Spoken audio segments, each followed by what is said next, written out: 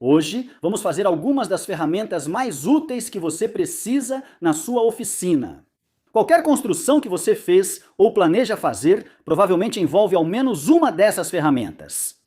O melhor é que todas são feitas com sobras que você já tem na oficina. Vou mostrar as imagens agora, pois as construções são simples e não preciso explicar cada etapa. Você pode acompanhar o processo e, na hora certa, mostro elas em ação. Este pode ser o vídeo de faça você mesmo mais básico que fiz este ano, e isso não me satisfaz. No começo dessa jornada, eu não fazia ideia de como era difícil equilibrar ser youtuber e marceneiro, e sinto que ultimamente tenho me afastado de ser marceneiro e me aproximado mais de ser youtuber. Apesar desse ser meu cargo, comecei como marceneiro, e é nisso que encontro felicidade. Este vídeo marca o início de buscar equilíbrio, criando substituições personalizadas de ferramentas caras, com o mesmo desempenho, mas mais acessíveis. Madeira de sucata, fácil para iniciantes, construção divertida, cheia de erros, tornando este vídeo ideal para quem começa. Isso me faz um marceneiro muito feliz. Caso não tenha notado, este primeiro é um bench cookie simples. Ele realmente serve para dois propósitos de apoio. Primeiro, ao lixar, e talvez eu tenha feito uma pequena melhoria para esse propósito que vou te mostrar em um segundo. E o segundo é para cortar chapas de madeira. E para ambos, realmente só existem dois critérios que devem ser atendidos. O primeiro é que não escorregue e o segundo é que não danifique o seu trabalho. Eu cobri esses cookies de bancada com cortiça, o que atende aos dois requisitos. Não é nada especial. É realmente barato, mas vale lembrar que pode ser um pouco frágil nas bordas. Mas não se preocupe, pois muitas dessas ferramentas que estamos fazendo têm algum tipo de elemento antiderrapante adicionado. Vou te contar sobre todas as outras opções que testei um pouco mais adiante. Há várias opções, algumas bem melhores que outras. Já que falamos de critérios, outro é que todos tenham a mesma altura e que haja quantidade suficiente para apoiar ambos os lados ao cortar uma peça grande de compensado, evitando que a lâmina prenda. Então, 4 critérios. Bem, não exatamente. Existem outros critérios, mas eles servem para todas as ferramentas que vamos fazer hoje. Vou explicar. Vamos começar pelo custo. Uma coisa que todos nós temos em comum como marceneiros é que todos já gastamos dinheiro com esse hobby. Então, embora o custo talvez não seja a sua prioridade número 1, só saiba que eu te economizei 32 libras se você fizer isso. E mais tarde no vídeo, vou te mostrar como economizar mais 30 libras não comprando isto. E além disso, mais 22 libras por não precisar comprar isto. Mas se por acaso você assistir a isso e decidir que quer comprar essas ferramentas, vá em frente, elas fazem um trabalho fantástico. Vamos ignorar o dinheiro por um instante. Fazer suas próprias ferramentas te dá a chance de adicionar um nível de personalização que você simplesmente não consegue comprar. Algo que cabe perfeitamente na sua mão, no tamanho ideal, pode ser sofisticado ou simples e feito em qualquer quantidade. Isso não deve ser ignorado. Na verdade, nenhuma delas é o principal motivo de eu fazer isso. Esse é o principal motivo para sugerir que você faça isso também. Todos temos dias em que entramos na oficina e sofremos bloqueio criativo na marcenaria. Não conseguimos nos envolver de verdade no projeto que precisamos iniciar ou continuar. Isso pode te deixar insatisfeito e frustrado. Pode confiar em mim, eu sei muito bem como é. Já falei isso no vídeo do French Clit. Dias assim, uma pequena vitória faz diferença. Ou talvez você só precise de 30 minutos para ir ao seu cantinho de terapia com serragem. Não há problema nisso. Em dias assim, um projeto rápido que melhora seu espaço de trabalho é uma vitória dupla necessária. E é por isso que estou fazendo isso. Fiz 2 desses cookies de bancada com o dog embaixo ou biscoitos de cachorro. Porque eu queria um pouco mais de estabilidade para quando estiver lixando. Só para garantir que as vibrações e a peça de trabalho não façam os 4 cookies deslizarem pela bancada. Assim, desse jeito, eles ficam completamente fixos. Agora vamos ao critério de personalização. Essa ferramenta tem infinitas possibilidades e serve apenas como um empurrador. Mas, e isso ficou claro para mim nos últimos meses, nem todos os empurradores são feitos da mesma forma. Cada marceneiro tem seus modelos preferidos, por isso criei vários para você escolher o que funcionar melhor. Porque existe uma verdade simples com a qual todos podemos concordar. Esse empurrador que vem com a sua serra de bancada simplesmente não é bom o suficiente. Podemos fazer melhor. Pegue sua serra favorita. Depois, contorne o cabo, pois esse formato combina mais com você do que qualquer desenho à mão livre. Fiz 2 desses porque esse formato atende melhor minhas necessidades, mas quero adaptar o resto do empurrador.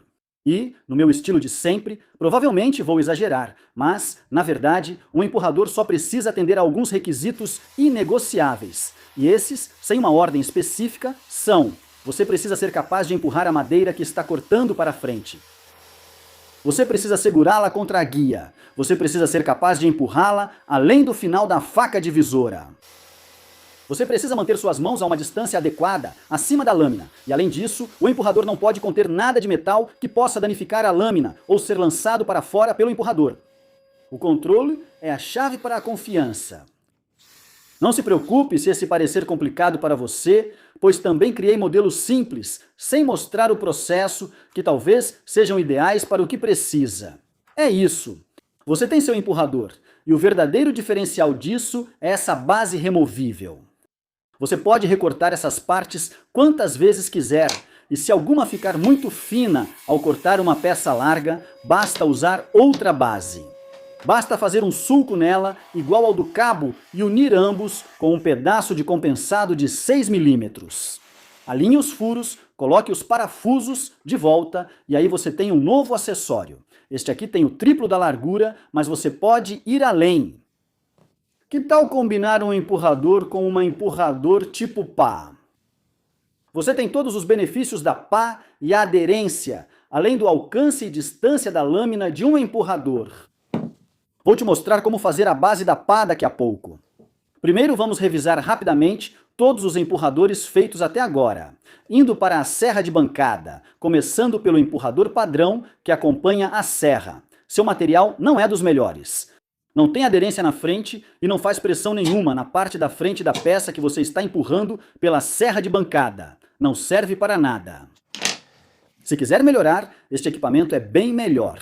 Só falta a pressão na frente da peça neste aqui, mas ainda faz um bom trabalho, só não tão bom quanto os outros dois. Esses dois são os mais fáceis de fazer, são empurradores descartáveis. Esses são ideais para manter as mãos a cerca de 8 centímetros acima da lâmina. Lembre-se, certifique-se de que apenas 3 dentes da lâmina fiquem acima da peça que está empurrando. Esses são os modelos rápidos e fáceis, mas, como ainda estou aprendendo a usar a serra de bancada, esses realmente oferecem um ótimo empurrão por trás, têm um ótimo peso na frente e proporcionam um excelente controle. Você pode incliná-lo levemente em direção à guia para manter sua peça pressionada contra ela.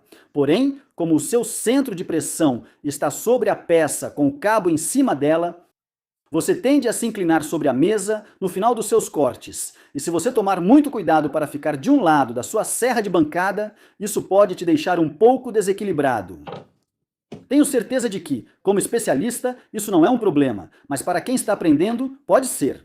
O que esses testes mostraram, porém, é que se você colocar aderência extra na parte de baixo, você vai ganhar mais controle. Se busca algo descartável, rápido e fácil e tem confiança na serra de bancada, esses são ótimos.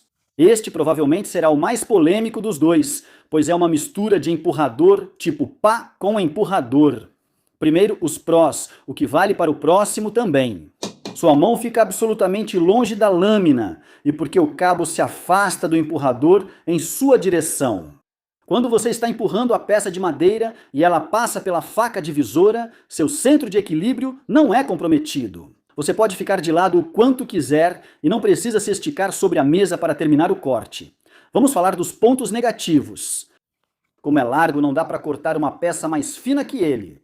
Mas, se você está procurando um pouco mais de confiança e está trabalhando em uma peça menor, digamos, uma peça mais quadrada, isso te dá muito controle.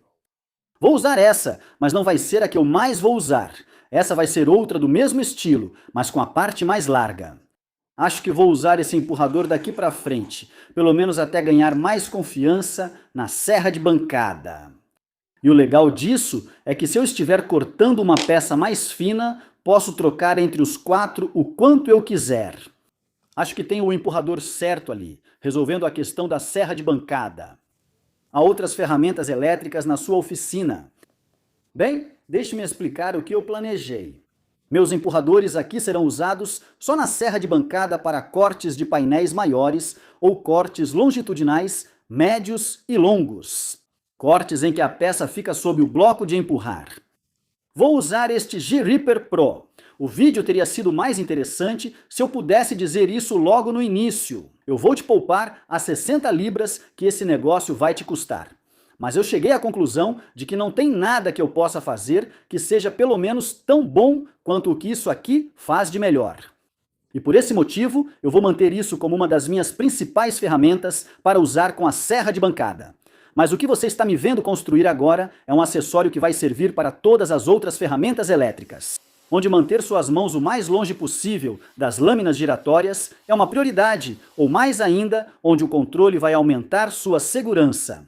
Assim como muitos, comecei com blocos de empurrar baratos que perdem a aderência rápido, mas esse não é o maior risco. Eles geralmente são pequenos e feitos de um plástico muito frágil. Não quero testar esses blocos com uma fresa ou lâmina de desengrosso agora, por isso estou fazendo um bloco de empurrar personalizado. Mas não é para a serra de bancada. Admito que, mesmo após 18 meses, desde que fiz minha mesa de tupia, ainda tenho muito respeito por ela. É uma ótima adição à oficina, possibilita trabalhos antes impossíveis, porém pode causar acidentes.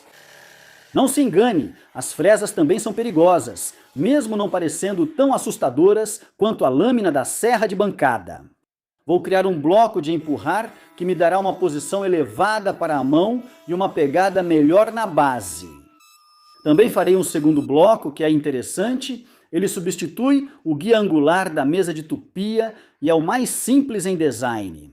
Ele aumenta a precisão, reduz lascamento, mantém seus dedos seguros e é muito simples. Prometo que nem preciso mostrar o passo a passo, só o bloco. Mas vamos voltar a isso depois, porque primeiro precisamos terminar esse bloco de empurrar.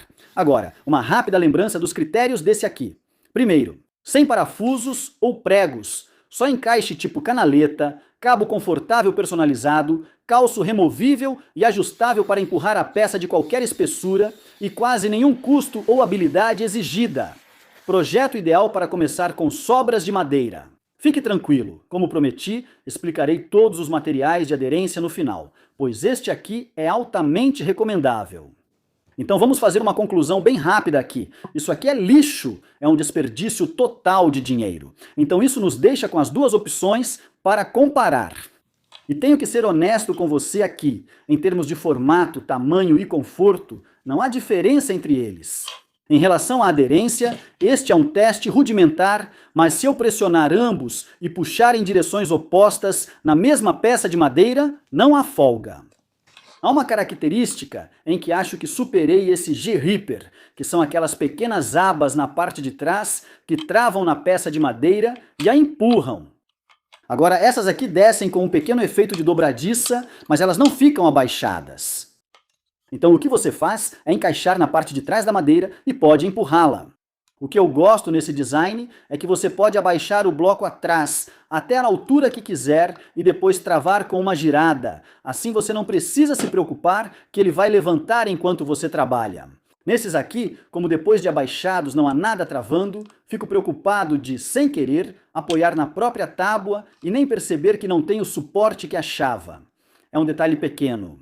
Você pode comprar um desses e ficar satisfeito. Só estou dizendo que você pode fazer um quase tão bom por um custo bem menor. Ok, eu prometi que isso seria o mais simples possível e é para a sua mesa de tupia. Tudo o que você precisa é de um pedaço de compensado com um canto de 90 graus. Este será seu canto guia, preso à guia e à peça de trabalho. Se os 4 cantos estiverem retos, isso só aumenta a versatilidade. Basta usar 2 peças de compensado de 3/4 de polegada com um rasgo para uni-las, sem precisar de parafusos. Isso vai ficar dentro da peça quadrada. A peça quadrada precisa ser o ponto mais largo em todos os 4 cantos, se você for usar os 4. E na parte de cima, eu fiz 2 rasgos, um de cada lado, para dar mais aderência. O que vamos fazer é juntar essas duas peças. Então, se você quiser usar o truque da fita azul com cola CA, pode ir em frente. Eu vou usar um pouco de fita dupla face, porque um dos benefícios disso é que só a base se desgasta. A parte de cima você tira e coloca uma base nova. E assim está pronto o nosso empurrador. Porque o jeito que isso funciona é o seguinte: enquanto a borda de cima desliza ao longo da guia, sua peça de trabalho fica encostada na outra borda. E desde que você tenha cortado a base corretamente, isso vai manter tudo bem alinhado e em esquadro quando você estiver cortando coisas como rasgos. E como a peça de madeira onde você está fazendo o rasgo está sendo acompanhada por essa base, é a base que vai sofrer o lascamento, não a peça de madeira em que você está trabalhando. Então isso resolve 2 problemas. Mas não só isso, uma coisa que você vai perceber ao usar um esquadro de meia esquadria na mesa de tupia é que é muito difícil evitar que a peça fique se movendo enquanto você faz o rasgo. Com isso, isso vai travar a peça perfeitamente em esquadro. É tão simples quanto parece, e eu garanto que esse vai ser um dos acessórios de empurrar mais úteis que você vai ter se você tiver uma mesa de tupia. Guarde essas fotos detalhadas e aleatórias por 1 minuto, pois voltaremos a elas. Preciso explicar por que incluí esse conjunto de ferramentas, e sim, há mais de um. Na verdade, as primeiras são projetadas para resolver apenas um único problema que eu tenho com os furos de bancada. E esse problema é que o batente só tem um tamanho. Então, em algumas situações, você pode acabar tendo que cobrir um espaço considerável com o que quer que esteja usando para prender a peça. Eu sei que isso não parece tão ruim, mas por que não criar um batente de bancada mais versátil? Esse é o objetivo da primeira parte desta sessão. Veja, mesas MFT ou multifuncionais têm surgido em todo lugar ultimamente. São compradas para garantir precisão, com furos perfeitamente espaçados por CNC ou feitos com gabarito, que acredito ser a segunda opção mais precisa. Ou, como a minha, furadas o mais próximo possível, mas sem confiabilidade na precisão. Embora eu quisesse ter feito melhor e deixado os furos mais próximos, é o que tem e até agora funcionou bem. Como só precisa de uma cavilha do diâmetro dos furos e um pedaço de madeira dura para fazer um bench dog, decidi me divertir um pouco. Se ainda não percebeu, estou planejando um bench dog retangular com os 4 lados a distâncias diferentes da borda da cavilha. Veja, dessa forma, em vez de girar o sargento que você está usando mais 10 mm, você pode simplesmente girar o bench dog para que a folga seja preenchida instantaneamente. O plano é fazer um mais fino, que pode servir de batente para a plana e fica abaixo da peça presa, e outro mais robusto para fixação pesada. Note que faço um leve chanfro na parte inferior da lateral para que a peça fique firme na mesa ao aplicar pressão, em vez de levantar. Já disse isso várias vezes, mas como nas outras construções, não há fixadores de metal aqui. Assim, um erro com a plaina manual não exige 1 hora afiando a lâmina. Os cachorros são de madeira dura, então, se estiverem altos, basta aplainar. Não está perfeito. Está muito bom, mas vou te dizer o que deixaria perfeito. Se você tivesse 2 desses e um deles fosse de dimensões maiores, assim você poderia cobrir qualquer vão. De volta à prancheta, essa ideia surgiu de uma batalha entre o que eu achava possível e o que matemática e física dizem ser improvável. Os cachorros retangulares originais têm 4 ajustes. E eu pensei que isso poderia ser superado em praticidade por um hexágono, que eu acredito que teria 6 lados. Todos ficam mais distantes da cavilha, resultando em flexibilidade quase incomparável. A não ser que alguém consiga fazer isso com um octógono. Não tenho total certeza se isso vai funcionar, então vamos testar com esses. Não tenho dúvida de que o mais curto e o mais longo vão funcionar perfeitamente, porque quando presos, o tarugo fica exatamente no meio da face. São os das laterais que me deixam um pouco em dúvida, porque fico pensando se não vai acabar ficando tudo meio bagunçado. Então vamos tirar a prova. Vamos começar pela face mais curta. Está firme como uma rocha. Se soltarmos o grampo devagar, só precisamos girar isso e funcionará. Esse é o maior e mais duvidoso, eu acho, na minha opinião, o segundo denominador. Uau! Eu não consigo levantar o quadro. Quero te mostrar isso de perto e quero te mostrar o motivo pelo qual acho que está meio estranho, porque você vê que a face que está presa à madeira aqui, a linha central está desenhada aqui, que fica bem longe de onde vai a cavilha. Sabe de uma coisa? Vamos pegar um martelo. Vamos tentar com um martelo. Acho que conseguiria soltar isso com uma pancada, mas sinceramente, quanta força é mesmo necessária?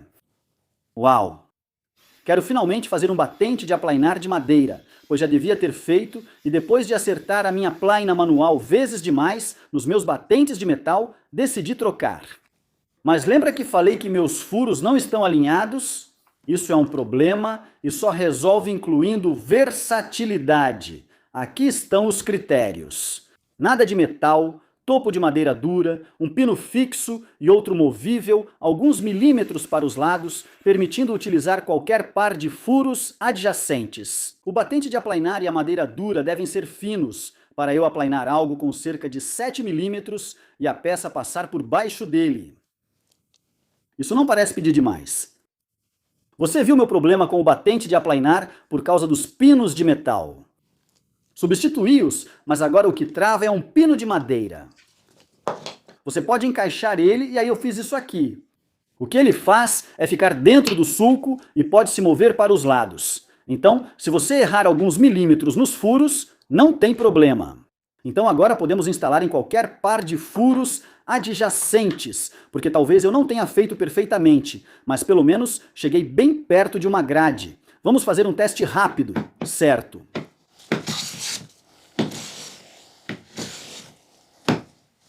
Enquanto encerramos este vídeo, acho que chegamos ao ponto em que posso realmente te ajudar a economizar mais tempo em todo esse processo, que é a fase de pesquisa. Porque você pode fazer qualquer coisa que viu no vídeo usando apenas madeira de sucata e não precisa colocar nenhum material antiderrapante na parte de baixo. A maioria deles vai funcionar, mas se você adicionar o material antiderrapante, de repente eles passam a funcionar muito bem. Vamos falar rapidamente sobre isso. Esta é uma folha de silicone barata para assar. Percebo que é difícil fixar isso na sua peça, o que é uma pena, pois é o material com maior aderência. Eu tentei epóxi de 5 minutos. Obviamente tentei cola para madeira. Tentei adesivo de contato. Tentei adesivo de contato em spray. Eu tentei uma cola PVA, que foi a mesma que usei no telhado para na borracha que colei lá em cima. Tentei cola CA e tentei GUP. Nenhuma delas funciona em silicone. Provavelmente, uma das maneiras mais baratas de resolver é usando lixa. Sim, funciona, mas eu me preocupo que isso possa marcar a peça, e isso nos deixa com as opções que realmente funcionam muito bem. Você tem cortiça e espuma adesiva usada para evitar que móveis escorreguem, entre outros itens. Você tem borracha que já vem com um adesivo, que é bem resistente, e também tem a cortiça nitrílica, que basicamente é cortiça misturada com borracha nitrílica. Esses materiais serão úteis para você. Se já tiver algum, ótimo. Para a cortiça, basta cola para madeira, o que é uma grande vantagem. Para o restante, use apenas adesivo de contato em spray, sem colas sofisticadas. Aquele da loja de hobbies local colou perfeitamente o nitrilo e durante o processo de teste eu acabei encontrando um acréscimo de última hora, que é o forro de borracha para gavetas, que usei para lixar em cima. Para testar antes de iniciar, fiz pequenos calços antiderrapantes com diferentes tipos de aderência. Primeiro de tudo, a borracha já com o adesivo não marca o seu trabalho. Adere perfeitamente, mas o adesivo nunca seca. Pelo menos, não o que eu comprei. Se você pegar apenas uma folha de nitrila com adesivo de contato normal, essa é uma boa opção. Já falamos sobre cortiça. Me preocupo com o desempenho dela com o tempo e as bordas frágeis, mas, pela facilidade de colar com cola de madeira, a cortiça é uma ótima opção.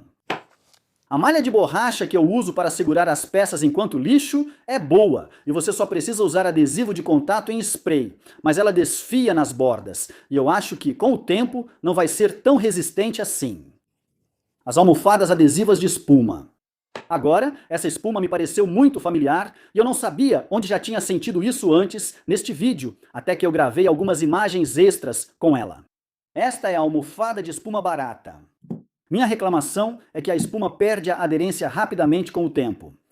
Para ser justo, a espuma adesiva é fácil de aplicar. econômica, dispensa cola, mas não acho que dure muito tempo. Isso nos deixa com a cortiça nitrílica. Essa é fácil de fixar, basta usar cola spray de contato novamente. Ela é resistente nas bordas devido à borracha que penetrou nelas. Ela é aderente e não custa muito. Compre uma folha de junta. Colocarei o link na descrição para você testar. É isso que recomendo para dar aderência a qualquer coisa. Coloque nas garras internas do torno e depois agradeça. Como tudo que fazemos em nossas oficinas, nada vai sair perfeito, mas você vai se divertir construindo e pode melhorar, adaptar para a próxima vez. Eu mantenho o que digo. Se algum dia você descer para a sua oficina e não souber exatamente o que quer fazer naquele dia, mas estiver desesperado para fazer algo, apenas pegue algumas sobras, junte tudo e faça algo útil para a sua oficina. As pessoas em todo lugar estão falando sobre saúde mental no momento, e isso é maravilhoso. E eu não escondo o fato de que isso aqui, nesta oficina, é a minha terapia. 2 perguntas são frequentes nos comentários dos meus vídeos. Muitas pessoas que veem vídeos sobre trilho francês e organização de oficina perguntam: quando você realmente tem tempo para fazer algo na sua oficina? Faço coisas diariamente, não precisa ser para vender nem móveis ou itens grandes. Faça algo que te faça feliz. A segunda pergunta é: por que você faz vídeos para o YouTube? Para mim, essa é a mais fácil de responder. Faço isso porque acredito que pessoas assistirão, criarão coisas que viram no vídeo e isso as ajudará em sua jornada. Ou, se nada mais, elas vão se divertir um pouco enquanto fazem isso. Se você gostou deste vídeo, me avise nos comentários. Se você tiver ideias ou sugestões de melhorias para mim, coloque aí embaixo também. Se você curte projetos para oficina, esse vídeo é ótimo. Se é novo no canal e explora nossos vídeos, confira esse. Muito obrigado pelo seu tempo, te vejo por lá